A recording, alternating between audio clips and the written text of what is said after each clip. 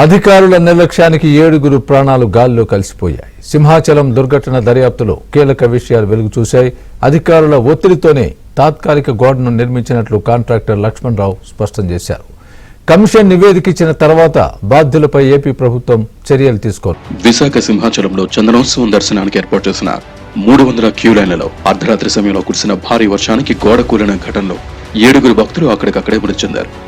ఈ ఘటనపై వెంటనే స్పందించిన ప్రభుత్వం అప్రమత్తమై సహాయక చర్యలు చేపట్టగా ప్రమాదం జరిగిన ప్రదేశం వద్దే ఉండి అక్కడి పరిస్థితిని హోంమంత్రి అనిత పర్యవేక్షించారు. మరోవైపు ఈ ఘటనపై సీఎం చంద్రబాబు విచారణ కమిటీని నియమిస్తూ ఉత్తర్వులు జారీ చేశారు.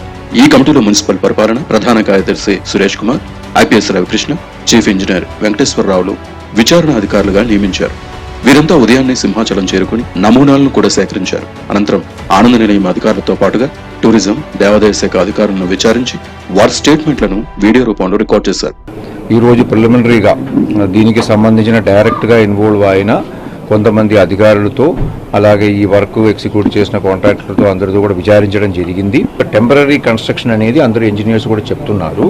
ఒరిజినల్ గా ఈ ప్రసాదం స్కీమ్ కింద ఏదైతే శాంక్షన్ చేసి ఉన్నాయో దానిలో ఉన్న ఒరిజినల్ వర్క్ ప్లాన్ ప్రకారం ఉన్న ఒక వర్క్ కాదు. అది సబ్సిక్వెంట్ గా కొన్ని అంటే ఒరిజినల్ ప్లాన్ లో కొన్ని మార్పులు చేర్పులు జరిగినాయి. సో దాని ఆధారంగానే ఈ యొక్క వర్క్ అక్కడ చేపట్టాల్సి వచ్చింది అనేది ప్రాథమికంగా వాళ్ళందరూ చెప్తున్నది. సింహాచలంలో చేపడుతున్న నిర్మాణాలన్నీ కేంద్ర ప్రభుత్వం మంజూరు చేసిన ప్రసాదం స్కీమ్ లో భాగంగా టూరిజం శాఖ దీన్ని నిర్మిస్తున్నట్టు చెబుతున్నారు. కాంక్రీట్ గోడగా నిర్మించాల్సి ఉండగా ఇటుకలతో ఎందుకు నిర్మించారని అధికారులు ఆరా తీశారు. అలాగే ఇది కాంట్రాక్టర్ లోపమా లేక చందనోత్సవం జరపడం కోసం అధికారుల ఆదేశాలతో తాత్కాలికంగా నిర్మించారా అని ప్రశ్నించారు. అయితే చందనోత్సవం సందర్భంగా అధికారుల విజ్ఞప్తితో 5 రోజుల్లోనే ఈ గోడ నిర్మించినట్టు కాంట్రాక్టర్ వివరణ ఇచ్చాడు.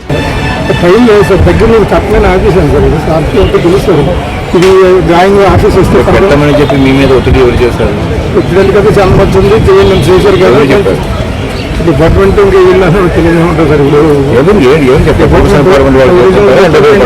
ఇద్దరు కూడా మామూలుగా వర్క్ సంవత్సరం కొంచెం చేయండి అని కొన్ని అడ్డంకులన్నీ చేయండి అని రిక్వెస్ట్ చేశారు సార్. నేను కూడా వచ్చి దేవుడి కార్యక్రమం కదని దీన్ని డ్రాయింగ్ లేకపోయినా అధిగమించి చేస్తే అప్పుడు ప్రసాదం స్కీమ్ లో నిర్మిస్తున్న నిర్మాణాలు ఆగమ శాస్త్ర పండితుల సూచనల మేరకే చేస్తున్నారా? ఇటువైపు నీటి ప్రవాహం వస్తుందని అవగాహన ఉందా లేదా?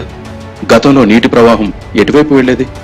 దేవాలయ ప్రాంగణం పునర్నిర్మాణంలో వీటన్నిటినీ పరిగణలోకి తీసుకున్నారా లేదా అనే విషయాలపై అధికారులు విచారణ చేపట్టినట్టు తెలుస్తోంది.